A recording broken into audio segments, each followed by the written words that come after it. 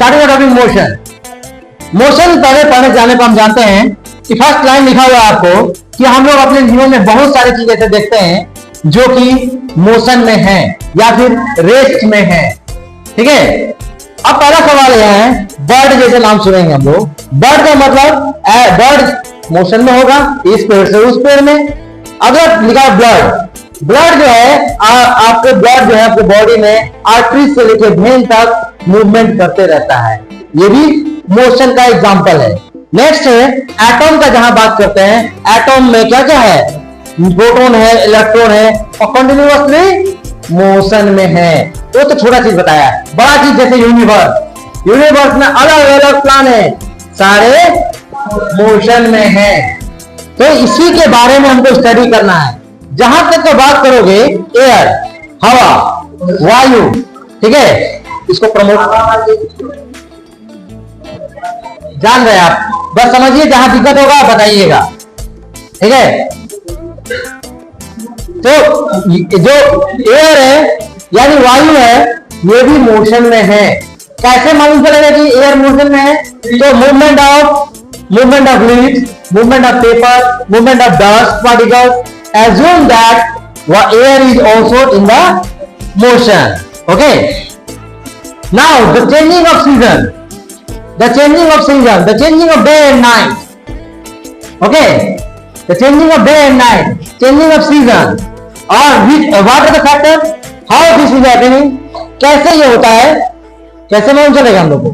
किसके कारण चेंज होता है? ये मौसम चेंज हो रहा है, ठीक है, ये सब कैसे होता है? मोशन के चलते होता है। किसके मोशन के चलते? अर्थ के मोशन के चलते। यानी अर्थ का मोशन के चलते ही हम लोग को सीजन चेंजेस दिखाई देता है। ठीक है, सीजन चेंजेस दिखाई देता है, डे नाइट जो हो रहा है वो दिखाई दे रहा है। ठीक है, ये सारे मोशन। ठीक है, आगे आते हैं कुछ ऐसे चीजें जो कि रेस्ट में है, कुछ ऐसे चीजें जो कि मोशन में है। ठीक है, हम लोग इस चैप्टर में क्या समझेंगे? तो हम लोग इस चैप्टर में हम लोग को मिलेगा क्या कि कोई कैसे रेस्ट में है और कोई कैसे मोशन में है। ठीक है, अब एग्जांपल देते हैं एक थोड़ा सा कि आप बस में हो या ट्रेन में हो। बुक में क्या दिया है? बस के बारे में दिया है, ट्रेन के बारे में। ट्रेन में दिया है एक ऑब्जेक्ट मूव कर रहा है कि रुका हुआ है, ये तब हम लोग अंडरलाइन कर लो इसको। A object may appear to moving from one stationary object of other. Okay, इसको हम लोग क्या कहेंगे? मोशन कहेंगे। अंडरलाइन कर लो क्या, ये object may appear to move from one person and stationary for the other. Okay, कैसे होगा ये? तो ये तब होगा जैसे एग्जांपल में पैसेंजर है, पैसेंजर बस में बैठा हुआ है और वहां आप देख रहे हैं कि आप मोशन में कैसे है। तो आप अंदाजा लगाओ कि आप बस में जब बैठ के जाते हो या स्कूल जाते हो तो आप कब बोलते हैं कि गाड़ी चल रहा है? तो जब पीछे क्या होता है, सारा सामान आगे की तरफ जाता है, जाता है पीछे की तरफ जाता है। जितने पेड़ पौधे, जितने दुकान, जितने घर, जो भी है सब पीछे की तरफ जाए। इसका मतलब मेरा गाड़ी मोशन की तरफ, आगे की तरफ बढ़ रहा है। ठीक है, मेरा बस जो है वो मोशन में है। कभी कभी आप बस स्टैंड पर खड़े रहते हो, ठीक है, अगर रोड साइड में कोई पर्सन खड़ा है और वो ऑब्जर्व कर रहा है, तो क्या दिखेगा? बस में बैठा हुआ पैसेंजर वो क्या है? मोशन में है, वो मोशन में है। यहीं पर अगर आप, ठीक है, अगर आप बैठे हुए हो बस में और आपका फ्रेंड भी बस में बैठा हुआ है, एक पैसेंजर है और दूसरा पैसेंजर को देख रहा है, तो क्या ऑब्जर्व करेगा? क्या ऑब्जर्व करेगा? कि वो रेस्ट में है। तो देखो कंडीशन हर एक स्थिति में अलग अलग हो रहा है, जबकि हर एक ओवरऑल देखा जाएगा ना तो सभी मोशन में है। ओवरऑल देखा जाए तो सभी मोशन में है। ठीक है, ओवरऑल अगर हम देखा जाए तो सभी मोशन में है। और ये मोशन जो होता है ये कभी कभी कॉम्प्लेक्स हो जाता है समझने में कि मोशन कब है और कब नहीं है। ठीक है, कुछ ऑब्जेक्ट स्ट्रेट लाइन में मूव कर रहा है तो कुछ सर्कुलर मूव कर रहा है। ठीक है, कुछ जो है रोटेट कर रहा है तो कुछ वाइब्रेट कर रहा है। सभी इस स्टेट में मोशन में कहलाएंगे। और कभी कभी सब मिक्स है, स्ट्रेट लाइन में भी जा रहा है, वाइब्रेट भी कर रहा है। ठीक है, स्ट्रेट लाइन में भी जा रहा है, वाइब्रेट भी कर रहा है, या फिर सर्कुलर मोशन में भी घूम रहा है और वाइब्रेशन भी कर रहा है ना। ये मोशन, सारे मोशन करेंगे इस चैप्टर में। इस चैप्टर में हम लोग ये डिस्कस करेंगे कि कौन सा ऑब्जेक्ट मोशन में है, कौन सा रेस्ट में है, और इसके बाद इसका इक्वेशन निकालेंगे। ठीक है, कि मोशन में कौन है, ठीक है, रेस्ट में क्या है, रेस्ट क्या होता है, ठीक है, इसका इक्वेशन क्या होता है, इसका इक्वेशन रेस्ट का मोशन का, मोशन का इक्वेशन, मोशन में इसके बाद ग्राफ से इसको रिप्रेजेंट करेंगे। ठीक है, ग्राफिकल रिप्रेजेंटेशन करेंगे इसका, और इसके बाद लास्ट में हम लोग पढ़ेंगे सर्कुलर मोशन क्या होता है। ठीक है, यहां तक किसी को कंफ्यूजन?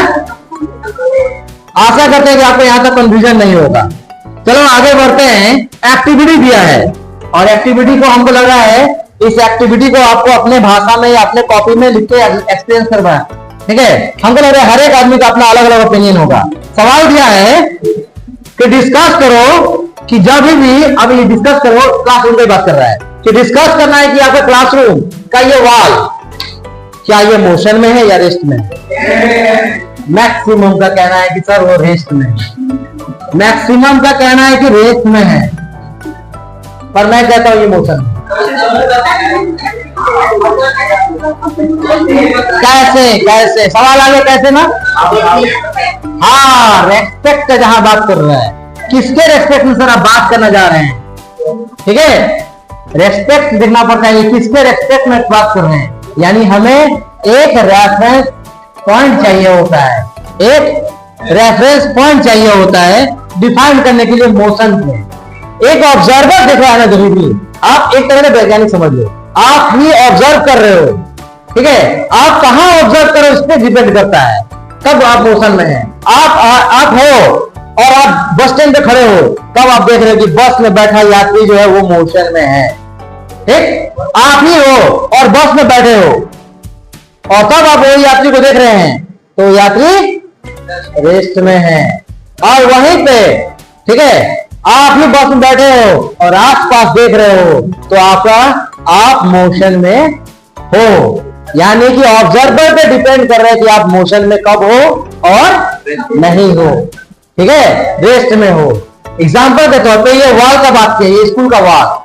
अब आप कह रहे हो कि आप इस क्लासरूम में हो और कंटिन्यूअसली सुबह से शाम तक देख रहे हो, ये वॉल यहां तक मूवमेंट नहीं किया, तो आपने कहा रेस्ट। बिल्कुल सही है, बिल्कुल सही है, आपने कहा रेस्ट है। क्यों? Why? Because you are observing here in sitting in the class, you are the observer and you are observing that our class has not changed its, okay, our class wall has not changed its position, okay, and due to that the object, the wall is in rest. But if I will be in the moon or in the spaceship or in the aeroplane, anyway, okay, out of that, then what we will observe that the earth is rotating. Earth rotate कर रहा है, घूम रहा है, और जब अर्थ घूम रहा है तो क्या आपका दीवार रुका हुआ है? वो भी घूम रहा है। तब आप कहेंगे नहीं, हाँ मेरा क्लासरूम का वॉल मोशन में है। तो ये डिपेंड करता है ऑब्जर्वर पे कि ऑब्जर्वर कहाँ है, किस रेस्पेक्ट में आप मोशन को चेक कर रहे हैं। ठीक है, नेक्स्ट एक्टिविटी दिया है, ये एक्सपीरियंस करना है। क्या कभी आपने अंदाजा लगाया है, एक्सपीरियंस किया है कि ट्रेन में आप बैठे हो और आप लग रहे कि मोशन में जा रहे हैं जबकि आप रेस्ट में थे? ऐसा होता है कि नहीं होता? बिल्कुल होता है। क्योंकि ट्रेन में बैठने के बाद कोई हलचल ऊपर नीचे नहीं होता है, क्योंकि रेलवे ट्रैक पर हो और आप अगल बगल देखते हो कि स्टेशन दूर भाग रहा है, आप ट्रेन में बगल से दूर भाग रहा है। ठीक है, जैसे इधर ट्रेन भाग रही है, लेफ्ट साइड देख रहे हैं क्या हम तो मोशन में है, राइट साइड देख रहे हैं तो रुका हुआ है। ऐसा होता है जी when you are observing। ठीक है, आखिर इनका सवाल सुनो। ठीक है, ये बैठे हैं 25 साल के नीचे। ठीक है, अभी ऑब्जर्व करते थे करिएगा वहीं पर। ठीक है, क्योंकि अभी जो है ना इलेक्ट्रिक वायर है वो ट्रेन हो गया है, और 25 वायर का वायर उसके नजदीक से जाता है, मात्र कुछ ही मीटर की दूरी पर है। समझे? अगर तुम खाली खड़े हो गए ना तो खत्म कहानी। 25,000 वाट है, 25, ठीक है। वो सीधे आपको पुल अप कर लेगा वहां से, क्योंकि इलेक्ट्रॉन है ना, लिसन है, वो इलेक्ट्रॉन है ना, वो इलेक्ट्रिसिटी को पूरे कंज्यूम कर रखा है। वो किसी भी तरह से एनर्जी कंज्यूम करना चाहता है, ठीक है, ऑब्जर्व करना चाहता है। 25 किलो वाट का है उसमें, 25,000 किलो वाट का है एनर्जी उसमें।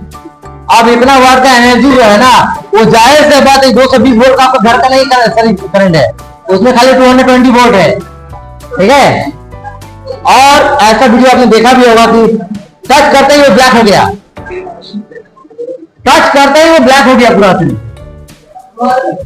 इतना हाई करंट फ्लो करता है उसके बॉडी से, क्योंकि बॉडी इलेक्ट्रिसिटी का इंटेंसिटी है plus. Well I am talking, please don't talk, मैं बता रहा हूं ना, मेरा बात नहीं सुनना था इसका मतलब, ठीक है। तो ये क्या है, तो आउट ऑफ टॉपिक से बात को डिस्कस नहीं करते, यहाँ पे बुक पे ध्यान दो।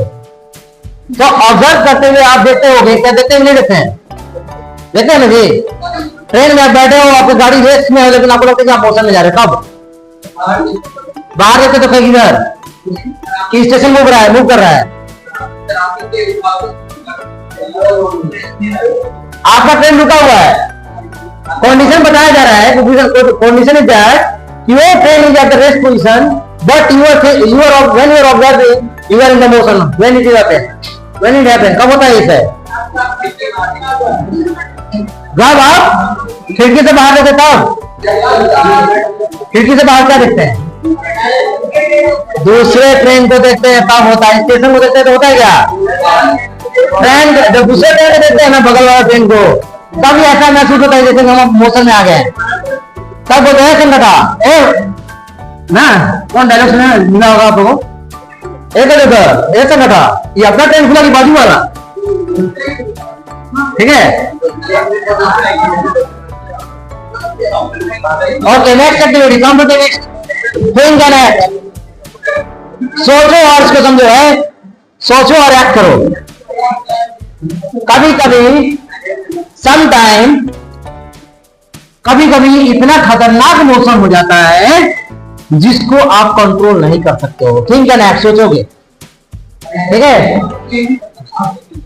ऐसा मौसम जिसको आप कभी देख नहीं पाते, समझ नहीं पाते कि क्या हो रहा है यहाँ पे, ठीक है। और ऐसा मौसम जिसको आप कंट्रोल नहीं कर पाते हैं, ऐसे मौसम को अनकंट्रोलेबल मोशन होता है। और एग्जांपल में जैसे कि सुनामी हो गया, फ्लड हो गया, हरिकेन हो गया।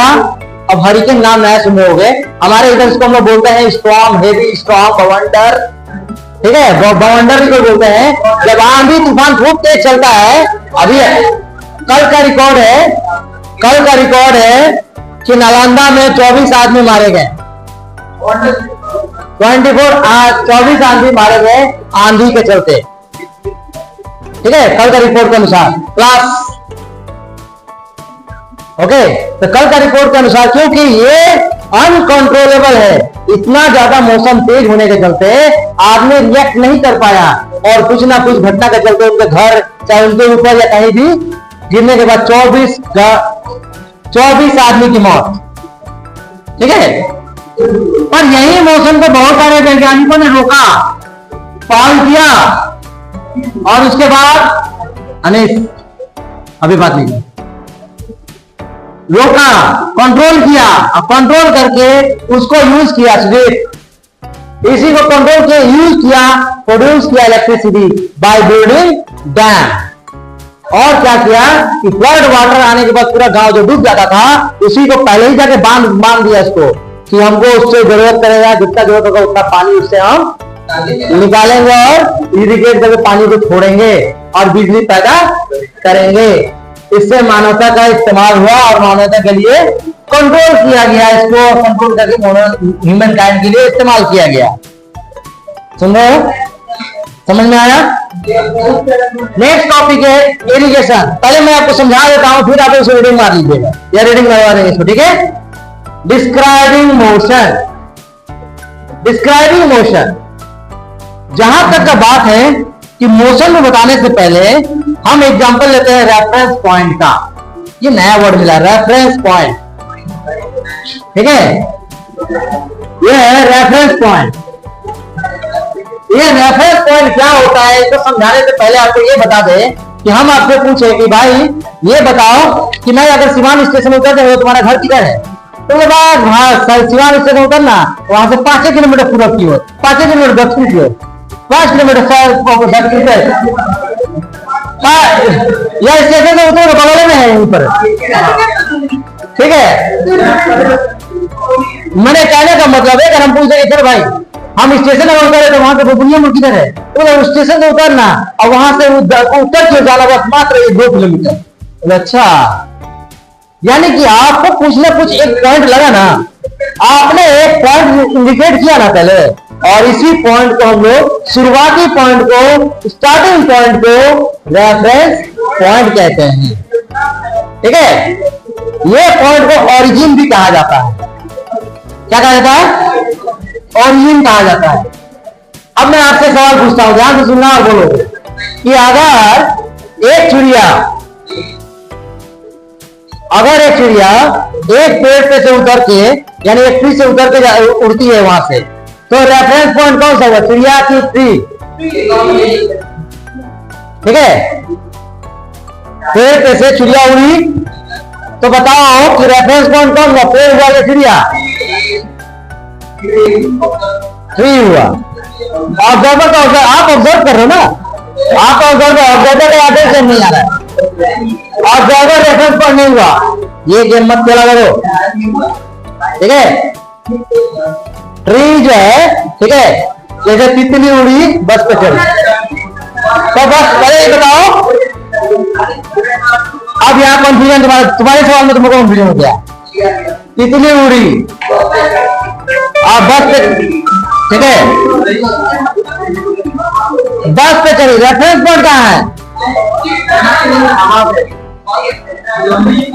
कंफ्यूजन हो गया नहीं आते, क्योंकि जहां क्वेश्चन आएगा कहां जहां क्वेश्चन आएगा ये रेफरेंस पॉइंट कहलाएगा। कहां वाला जहां बात आएगा ये रेफरेंस पॉइंट हुआ। कहां से स्टार्ट हुआ, कहां से, ये जो बात है ये रेफरेंस पॉइंट कहलाएगा। क्लियर है? एक टॉपिक से समझ जाओगे what is reference point. The reference point is the initial point from where the object get start in the motion, या गेट स्टार्टेड हम मोशन में डिस्क्राइब कर रहे हैं, तो हमें क्या चाहिए, एक रेफरेंस पॉइंट चाहिए। ठीक है, और रेफरेंस पॉइंट को क्या कहते हैं, इसी को हम लोग स्टार्टिंग पॉइंट या ओरिजिन कहते हैं। Any question, anybody, any question? What is reference point? Reference point क्या होता है बोलो? A point where the object come into the motion. Very good, क्या बोलते हैं रेफरेंस पॉइंट? हाँ, जहां से ऑब्जेक्ट मोशन में आने का स्टार्ट करता है, वो स्टार्टिंग पॉइंट को हम लोग रेफरेंस पॉइंट कहते हैं। Very good. रेफरेंस पॉइंट क्या होगा? Object get into motion. क्या बोलेंगे? ऑब्जेक्ट मोशन में आता है, उसी को कहते हैं, इसका रेफरेंस पॉइंट। चलो ध्यान दो, motion, boys girls, definition of motion क्या कहेंगे कि when a body changes its position with A given reference point. Again repeating again, what is motion? Motion states that when a body changes its position with a given reference point, okay, with a given reference point within a given time interval, दिए गए time में अपने reference point से कोई object अपना position change करता है, तो उसी को मोशन, ऑब्जेक्ट को क्या कहते हैं? ऑब्जेक्ट जो है वो मोशन में है। Okay, when object changes its position with respect to reference point in a given time interval, this state of body is called, the body is in motion. Okay, let us assume that, come to the book, let us assume that anybody say that where is your school? So If your school is, suppose that a boy is asked that where is your school, the boy says that it is about 2 kilometers away in a village, okay, from the railway station. It is 2 kilometers away from the railway station in a village. So यहाँ कह सकते हैं, एक लड़का तो पूछा गया बताओ कि तुम्हारा स्कूल किधर है, तो बोला कि मेरा स्कूल 2 किलोमीटर रेलवे स्टेशन से दूर है गांव में। इससे कहा जाता है कि आपको रेफरेंस पॉइंट की जरूरत पड़ा, और ये रेफरेंस पॉइंट ही को हम लोग कहते हैं स्टार्टिंग पॉइंट। नेक्स्ट पेज में आओ, नेक्स्ट पेज है मोशन अलोंग स्ट्रेट लाइन। अब जब स्ट्रेट लाइन में मोशन का बात कर रहे हैं तो पहला है कि मोशन को हम लोग लेंगे स्ट्रेट लाइन में, motion in a straight line. तो अगर ऑब्जेक्ट यहां पे है और यहां चला गया, ठीक है, जब ऑब्जेक्ट यहां पे था और ये यहां चला गया, इसका मतलब है कि अगर हम बोल दें कि ये पॉइंट हमारा अगर स्टार्टिंग पॉइंट है यहाँ पे, ठीक है, और ये पॉइंट हमारा ए हो गया, ठीक है, ये कृष्णा के पास ये हो गया मान लो सी, ठीक है, ये हो गया बी, ठीक है, और ये वाला लास्ट वाला हो गया A B C, okay. Now stop and listen to me and follow my motion. मैं अभी स्टार्ट कर रहा हूं यहां से, ये पॉइंट हो गया मान लेते हो, मैं यहां से स्टार्ट किया और I have move from up to, I am moving forward from C, again moving from forward from B and then I have reached to A. मैं यहां ए तक पहुंच गया, ठीक है, ए के बाद पहुंचने के बाद फिर वापस मैं बी के पास आया, बी के बाद फिर वापस सी के पास आया, ठीक है। तो सेम डायग्राम के अनुसार हमने यहां लिया कि ये आपके बुक में जो डायग्राम दिया उसी के अनुसार फॉलो करते हैं कि ये है ओ, ये हो गया सी, बी और ए, ठीक है, और लेंथ भी दे दिया गया है, ये हो गया 25, ये है 35 और ये है 60, ठीक है। एक ऑब्जेक्ट जो है वो मूव किया मेरी तरह, जैसे मैंने बताया कि यहां से जाकर ओ तक, ए तक, और ए से होकर फिर बी के बाद वो सी के पास आया। तो बताओ कि टोटल पाथ कितना कवर किया, तो लिखिए नीचे total path cover, total path cover. तो बताओ कि ये क्या होगा, टोटल पाथ कवर कितना होगा, ओ से लेके ए तक कितना हुआ, ओ से लेके ए तक, फिर ए से लेके बी तक, फिर बी से लेके, एक काम करते दोनों तरफ, और फिर बी से लेकर सी तक, बी से लेकर सी तक। तो बताओगे ओ से ए तक कितना हुआ, 60 किलोमीटर, 60 मीटर है ना, मीटर 1 किलोमीटर है, किलोमीटर। तो यहाँ पे हम इंडिकेट करेंगे ऐसे एरो देके और यहाँ लिख देंगे किलोमीटर, ब्रैकेट में ऐसे किलोमीटर, इससे इंडिकेट करेगा। ये जो डायग्राम के अनुसार या तो इधर किलोमीटर लगा दो या इस एरो से आगे बढ़ा दो, यहां पे लिखो किलोमीटर। मैंने कहीं ऐसे लिखो, इंडिकेट कर रहा है कि इसका यूनिट किलोमीटर में, इसका यूनिट किलोमीटर में है, ओके। अब क्या हो रहा है कि ऑब्जेक्ट यहां से स्टार्ट किया तो हम ए से लेकर ओ तक का हुआ 60, ए से लेकर बी तक में हो जाएगा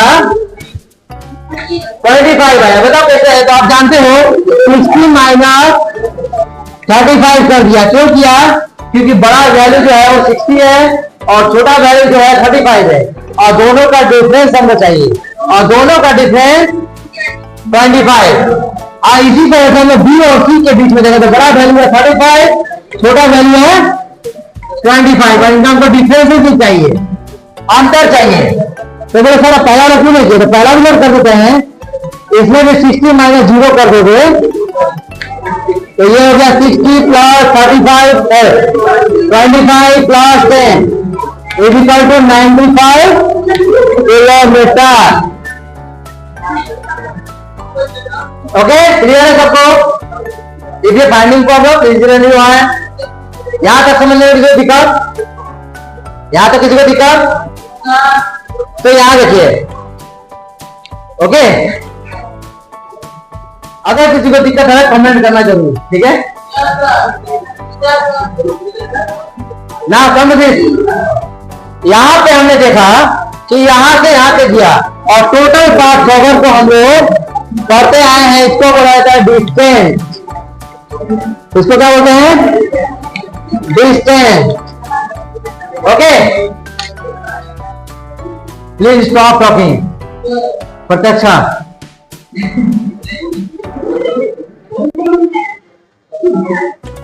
ठीक है। तो यहां पे क्या डिस्टेंस क्या हो गया?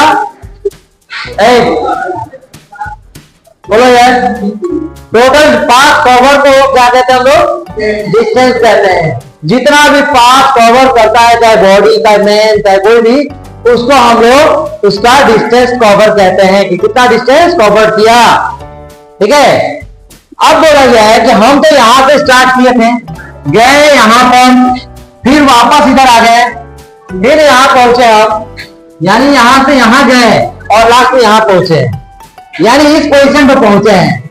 तो मेरा पहला फर्स्ट पोजीशन क्या था? ये मेरा था इनिशियल पोजीशन, ये क्या था मेरा इनिशियल पोजीशन, और ये मेरा क्या हुआ? ये हो गया मेरा फाइनल पोजीशन। और हम पूछे यहाँ पे कि इनिशियल पोजीशन से हम फाइनल पोजीशन तक कितना दूर गए हैं। तो हम क्या करते हैं इसमें कि इनिशियल पोजीशन और फाइनल पोजीशन के बीच में कितना गैप है, यही देखते हैं। तो अब यहाँ पे देखो, इनिशियल पोजीशन और फाइनल पोजीशन का डिफरेंस, ठीक है। डिफरेंस बिटवीन किसमें है? तो इनिशियल, पहले फाइनल लिखेगा, ठीक है। फाइनल पोजीशन और इनिशियल पोजीशन कितना हुआ? इसका डिफरेंस निकालना है। फाइनल कितना था? फाइनल कहां पहुंचे? 25 पे। और तो बड़ा कौन है? 25। थोड़ा हमको सिर्फ इसका वैल्यू चाहिए, इसीलिए हमने इसको सिर्फ डिफरेंस निकाला। क्या निकाला? इसका डिफरेंस निकाला। और डिफरेंस का मतलब है इन दोनों के बीच में कितना गैप है, कितना गैप है, ठीक है। इतना गैप है, तो ये हो गया 25 किलोमीटर। और इनिशियल पोजीशन और फाइनल पोजीशन के बीच में जितना गैप होता है, जितना डिस्टेंस होता है, यही डिस्टेंस शॉर्टेस्ट डिस्टेंस होता है। देखो ध्यान से, शॉर्टेस्ट डिस्टेंस, इसको यहां मिटा के लिख सकते हैं, शॉर्टेस्ट डिस्टेंस बिटवीन भी बोल सकते हैं, ठीक है। तो shortest distance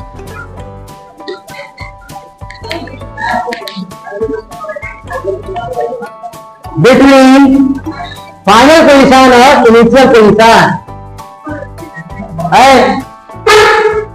shortest distance between final position and initial position is called, इसी को कहते हैं डिस्प्लेसमेंट।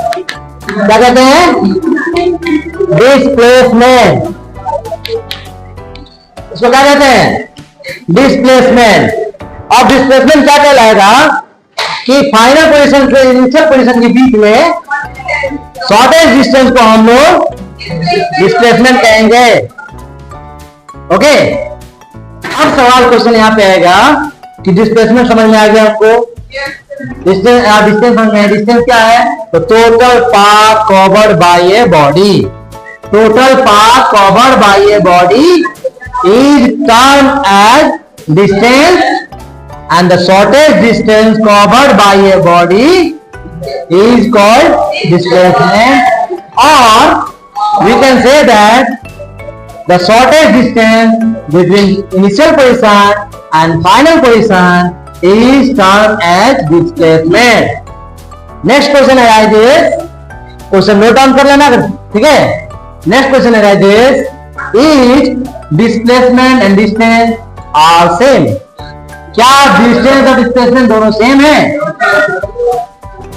तो अब हम पूछेंगे किस माध्यम से आप देखना चाह रहे हैं डिस्टेंस और डिस्प्लेसमेंट सेम है? तो बस एक ही माध्यम है, सिर्फ एक ही कंडीशन है जिसमें डिस्टेंस और डिस्प्लेसमेंट सेम है, वो है उसका यूनिट। दोनों का यूनिट सेम है, इस मामले में फिर वो सेम है। दूसरा चीज है कि डिस्टेंस और डिस्प्लेसमेंट दोनों का अगर इनिशियल पोजीशन और फाइनल पोजीशन सेम है तो दोनों सेम है। डिस्टेंस का और डिस्प्लेसमेंट का इनिशियल पोजीशन और फाइनल पोजीशन अगर सेम होगा, ठीक है, कोई चेंजेस नहीं होगा और स्ट्रेट लाइन में होगा तभी वो सेम है, ठीक है। डिस्टेंस और डिस्प्लेसमेंट का इनिशियल पोजीशन और फाइनल पोजीशन स्ट्रेट लाइन में और वन डायरेक्शन में है तो सेम है, नहीं तो सेम नहीं होगा। क्योंकि अगर आप यहां से अपने घर जाते हो और घर से वापस स्कूल आते हो तो आपका डिस्प्लेसमेंट जो होता है वो 0 हो जाता है, क्योंकि आपका इनिशियल पोजीशन और फाइनल पोजीशन दोनों सेम हो गया। तो क्या हुआ 0, और डिस्प्लेसमेंट जो हो गया वो 0 हो गया और डिस्टेंस डबल हो गया, क्योंकि गए और वापस आए, दुगना हो गया। डिस्टेंस डबल हो गया लेकिन डिस्प्लेसमेंट 0 हो जाएगा। 0 क्यों होगा? क्योंकि इनिशियल पोजीशन और फाइनल पोजीशन सेम है। क्लास इसको अगले क्लास में और डिटेल बताएंगे, ठीक है।